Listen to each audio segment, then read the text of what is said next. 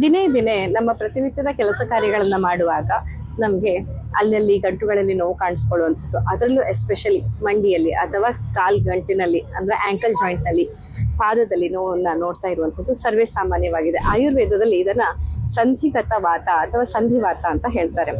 ಸಂಧಿಗತ ವಾತವನ್ನ explain ಮಾಡುವಾಗ ಎಷ್ಟು ಸುಂದರವಾಗಿ ನಮ್ಮ ಆಚಾರ್ಯರು ಹೇಳಿದ್ದಾರೆ ಅಂತಂದ್ರೆ, ಆ ಒಂದು ಸಂಧಿಯಲ್ಲಿ ವಾತ ಸಿಕ್ಕಾಕೊಂಡು ನಮಗೆ ಯಾವ ರೀತಿಯ ನೋವನ್ನ ಕೊಡ್ತಾ ಬರುತ್ತೆ, ಹಾಗೆ ಯಾವ ರೀತಿಯಲ್ಲಿ ಅದು ಸವಕಳಿಗೆ ಕಾರಣ ಆಗ್ತಾ ಬರುತ್ತೆ ಅಂತ.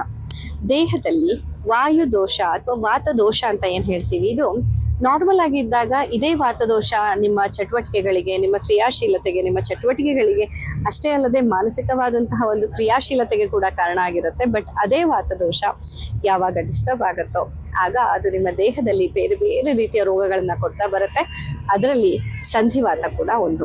ಸಂಧಿವಾತ ಯಾರಲ್ಲಿ ಬರುತ್ತೆ ಅಂತ ಕಾರಣಗಳನ್ನ ನೋಡ್ತಾ ಬಂದಾಗ, ಯಾರು ತೀರಾ ಹೆಚ್ಚಾಗಿ ವಾಕಿಂಗ್ ಅನ್ನ ಮಾಡ್ತಿರ್ತಾರೋ, ನೋಡಿ ವಾಕಿಂಗ್ ಒಳ್ಳೆಯದು, ಆದರೆ ತೀರಾ ಅತಿಯಾದಂತಹ ವಾಕಿಂಗ್ ಕೆಲವರಲ್ಲಿ ಈ ಸವಕಳಿಯನ್ನ ಹೆಚ್ಚು ಮಾಡುವಂತಹ ಸಾಧ್ಯತೆ ಇರುತ್ತೆ. ಹಾಗೆ ಯಾರು ತುಂಬಾ ಒಬೇಸ್ ಇರ್ತಾರೆ, ತೂಕ ಜಾಸ್ತಿ ಇದೆ ಬಟ್ ತುಂಬಾ ಹೊತ್ತು ನಿಂತು ಕೆಲಸ ಮಾಡ್ತಾ ಇರ್ತಾರೆ, ಅಲ್ಲಿ ಅವರ ದೇಹದ ತೂಕವನ್ನ ಅವರ ಮಂಡಿ ಎತ್ತುಕೊಳ್ಳಲಿಕ್ಕೆ ಸಾಧ್ಯವಾಗದೇ ಇರುವ ಕಾರಣಕ್ಕೆ ಸವಕಳಿ ಆಗ್ತಾ ಇರುತ್ತೆ.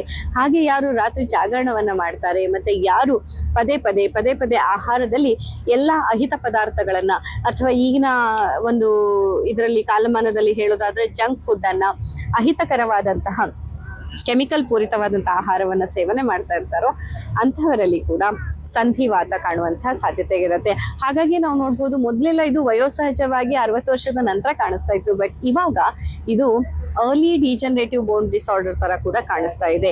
ಅಂದ್ರೆ ಡಿಸ್ಕ್ ಪ್ರಾಬ್ಲಮ್ಗಳಾಗಿರ್ಬೋದು, ಮಂಡಿ ಸವಕಳಿ ಆಗುವಂಥದ್ದು ಇರ್ಬೋದು, ಅಥವಾ ಆಂಕಲ್ ಜಾಯಿಂಟ್ ಅಲ್ಲಿ ಇರುವಂತಹ ನೋವುಗಳಾಗಿರ್ಬೋದು, ಇದು ಈಗ ವಯೋಸಹಜವಾಗಿ ಅಷ್ಟೇ ಕಾಣ್ತಾ ಇಲ್ಲ. ವಯೋಸಹಜವಾಗಿ ಕಾಣೋದ್ಕಿಂತ ಹೆಚ್ಚಿನ ಸಂಖ್ಯೆಯಲ್ಲಿ ಇದು ಮಧ್ಯ ವಯಸ್ಕರಲ್ಲಿ 30 ವರ್ಷ, 35 ವರ್ಷ, 40 ವರ್ಷದ ಯುವಕರಲ್ಲಿ, ಯುವ ಜನತೆಯಲ್ಲಿ ಕೂಡ ಇದು ಕಾಣಿಸ್ತಾ ಇದೆ. ಯಾಕೆ ಅಂತಂದ್ರೆ ನಮ್ಮಲ್ಲಿ ಅರ್ಲಿ ಡಿಜನರೇಟಿವ್ ಚೇಂಜಸ್ ಗಳಾಗ್ತಾ ಇದೆ. ಅಂದ್ರೆ ವೃದ್ಧಾಪ್ಯ ಅನ್ನುವಂಥದ್ದು ತುಂಬಾ ಬೇಗ ಬರ್ತಾ ಇದೆ. ಉದಾಹರಣೆಗೆ ನೋಡಿ, 40 ಅಂತ ಕಣ್ಣಿನ ದೃಷ್ಟಿ ದೋಷ 40 ವರ್ಷ ನಂತರ ಬರ್ತಿತ್ತು, ಆದ್ರೆ ಇವಾಗ ಮಕ್ಕಳಲ್ಲಿ ತುಂಬಾ ಚಿಕ್ಕ ವಯಸ್ಸಿನಿಂದಲೇ ನಾವು ಈ ದೃಷ್ಟಿ ದೋಷವನ್ನ ನೋಡ್ತಾ ಇದ್ದೇವೆ. ಹಾಗೇನೆ ಸಂಧಿಗತ ವಾತ, ಸಂಧಿವಾತ ಅನ್ನುವಂಥದ್ದು ಸವಕಳಿಯಾಗಿ ಬರುವಂಥದ್ದು ವಯೋ ಸಹಜವಾಗಿ 60ರ ನಂತರ ಕಾಣಿಸ್ತಾ ಇತ್ತು, ಆದ್ರೆ ಇತ್ತೀಚಿನ ಕಾಲಮಾನದಲ್ಲಿ ಇದು 20, 25, 30, 35, 40 ವರ್ಷಕ್ಕೆ ಕಾಣ್ತಾ ಇದೆ. ಇದಕ್ಕೆ ಮುಖ್ಯವಾಗಿ ನಮ್ಮ ದಿನಚರಿಯೇ ಕಾರಣ. ದಿನದಲ್ಲಿ ಸರಿಯಾಗಿ ಆಕ್ಟಿವ್ ಆಗಿ ಇಲ್ಲದೆ ಸೆಡೆಂಟರಿ ಲೈಫ್ ಸ್ಟೈಲ್, ತುಂಬಾ ಹೊತ್ತು ಕೂತಲ್ಲಿಯೇ ಕೂತು ಕೆಲಸ ಮಾಡುವಂಥದ್ದು, ಹಾಗೇನೆ ಅಹಿತಕರವಾದ ಆಹಾರ, ಜಂಕ್ ಫುಡ್ ಅನ್ನ ತೆಗೆದುಕೊಳ್ಳುವಂಥದ್ದು, ರಾತ್ರಿ ಜಾಗರಣೆಯನ್ನ ಮಾಡುವಂಥದ್ದು, ಹಾಗೆ ವಾಕಿಂಗ್ ಮಾಡಿದ್ರೆ ತೀರಾ ಅತಿಯಾಗಿ ಮಾಡೋದು, ಕೂತು ಬಿಟ್ರೆ ತೀರಾ 8-10 ಗಂಟೆ ಕುಳಿತುಕೊಂಡೇ ಇರೋದು, ಇಂತಹದೆಲ್ಲ ಕಾರಣಗಳಿಂದಾಗಿ ನಮ್ಮ ದೇಹದಲ್ಲಿ ಸಂಧಿವಾತ ಕಾಣಿಸ್ಕೊಳ್ಳುತ್ತೆ. ಈ ಸಂಧಿವಾತಕ್ಕೆ ಹಾಗಾದ್ರೆ ಆಯುರ್ವೇದದಲ್ಲಿ ಚಿಕಿತ್ಸಾ ಪದ್ಧತಿ ಏನ್ ಹೇಳುತ್ತೆ? ಸಾಧ್ಯ ಚಿಕಿತ್ಸಾ ಪದ್ಧತಿ ಹೇಳುವಂಥದ್ದು ಏನಂತಂದ್ರೆ, ಮೊದಲನೇದಾಗಿ ಆಹಾರ ವಿಹಾರದಲ್ಲಿ ಹೇಳುವಂತಹ ಬದಲಾವಣೆ. ಅದಂದ್ರೆ ಆಹಾರದಲ್ಲಿ ವಾತದೋಷವನ್ನ ಹೆಚ್ಚು ಮಾಡುವಂತಹ, ವಾಯುವನ್ನ ಹೆಚ್ಚಿಸುವಂತಹ, ಅಂದ್ರೆ ಗಡ್ಡೆ ಗೆಣಸುಗಳನ್ನ ತಿನ್ನೋದನ್ನ ಸ್ವಲ್ಪ ಕಡಿಮೆ ಮಾಡಬೇಕು. ಅಷ್ಟೇ ಅಲ್ಲದೆ ವಿಹಾರದಲ್ಲಿ ತೀರಾ ಮೆಟ್ಲು ಹತ್ತೋದು, ಇಳಿಯೋದು, ವ್ಯಾಯಾಮ ಮಾಡೋದು, ವಜ್ರಾಸನದಲ್ಲಿ ಕೂತ್ಕೊಳ್ಳೋದು, ಅಂದ್ರೆ ನೋವು ಶುರುವಾದ ಮೇಲೆ ಇನ್ನಷ್ಟು ನಿಮ್ಮ ದೇಹವನ್ನ ನೋಯಿಸೋದನ್ನ ನಿಲ್ಲಿಸಬೇಕು. ಇದು ವಿಹಾರದಲ್ಲಿ ಹೇಳಿರುವಂತಹ ಬದಲಾವಣೆ. ಹಾಗೇನೆ ನಂತರ ಬಂದ್ರೆ ಶಮನ ಔಷಧಿ ಹಾಗೂ ಶೋಧನ ಚಿಕಿತ್ಸೆಗಳನ್ನ ಹೇಳಿದ್ದಾರೆ. ಶಮನ ಔಷಧಿಗಳಲ್ಲಿ ಹಲವಾರು ರೀತಿಯ ಅದ್ಭುತವಾದ ಔಷಧೀಯ ಸಸ್ಯಗಳನ್ನ ನಾವು ನಮ್ಮ ಸಸ್ಯ ಸಂಜೀವಿನಿಯಲ್ಲಿ ಬೆಳೀತಾ ಇದ್ದೀವಿ.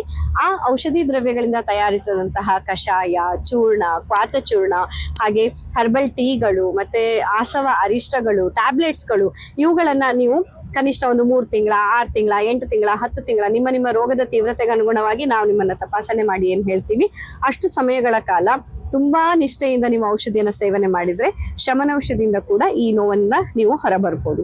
ಇನ್ನು ಕೆಲವರಲ್ಲಿ ಏನಾಗುತ್ತೆ ಅಂತಂದ್ರೆ, ಶಮನ ಔಷಧಿ ಸಾಕಾಗೋದಿಲ್ಲ, ಆಗ ಶೋಧನ ಚಿಕಿತ್ಸೆಯನ್ನ ಮಾಡ್ಬೇಕಾಗತ್ತೆ. ಶೋಧನ ಚಿಕಿತ್ಸೆಯಲ್ಲಿ ಸಂಧಿವಾತಕ್ಕೆ ತೀರಾ ಹೆಚ್ಚಿಗೆ ಲಾಭದಾಯಕವಾದಂತಹ ಚಿಕಿತ್ಸೆ ಅಂತಂದ್ರೆ ಬಸ್ತಿ ಚಿಕಿತ್ಸೆ. ಅದರಲ್ಲಿಯೂ ವಿಶೇಷವಾಗಿ ಅನುವಾಸನಾ ಬಸ್ತಿ ಹಾಗೂ ಯಾಪನ ಬಸ್ತಿಯ ಒಂದು ಸಂಯೋಜನೆಯಿಂದ ಮಾಡುವಂತಹ ಯೋಗ ಬಸ್ತಿ, ಕಾಲ ಬಸ್ತಿ ಅಥವಾ ಕರ್ಮ ಬಸ್ತಿ ಚಿಕಿತ್ಸೆಗಳು. ಅಂದ್ರೆ ಇದು ನಿಮ್ಮ ತೀವ್ರತೆಗೆ ಅನುಗುಣವಾಗಿ, ಯಾರಲ್ಲಿ ಈಗಷ್ಟೇ ಶುರುವಾಗಿ 1 ವರ್ಷ ಆಗಿದೆ ಅಂತವರಿಗೆ ಯೋಗ ಬಸ್ತಿ ಇದು ಸಾಕಾಗತ್ತೆ. ಯಾರಲ್ಲಿ ಈ ಸಮಸ್ಯೆ ಶುರುವಾಗಿ ತುಂಬಾ ಒಂದು 3-4-5 ವರ್ಷಗಳೇ ಕಳೆದಿದೆ ಅವರಿಗೆ ಕಾಲ ಬಸ್ತಿ ಸಾಕಾಗತ್ತೆ. ಆದ್ರೆ ಯಾರಲ್ಲಿ ಈ ಸಮಸ್ಯೆ ಶುರುವಾಗಿ 10, 20, 30 ವರ್ಷಗಳೇ ಕಳೆದಿದೆಯೋ ಅವರಲ್ಲಿ ಕರ್ಮ ಬಸ್ತಿಯ ಅಗತ್ಯ ಇರುತ್ತೆ. ಆದ್ರೆ ಈ ಶೋಧನ ಚಿಕಿತ್ಸೆಯಿಂದ ಕೂಡ ನಾವು ಸಂಧಿವಾತದಂತಹ ಸಮಸ್ಯೆಯಲ್ಲಿ ಅತ್ಯಂತ ಉತ್ತಮವಾದಂತಹ ಒಂದು ರಿಸಲ್ಟ್ ಅನ್ನ ನೀಡಬಹುದು. ಮಾಡ್ಬೋದು. ಆ ಫಲಿತಾಂಶವನ್ನು ಪಡೆದುಕೊಂಡು ನೀವು ಕೂಡ ನೋವು ಮುಕ್ತರಾಗಿ ಜೀವನವನ್ನ ನಡೆಸಬಹುದು. ನಮಸ್ಕಾರ.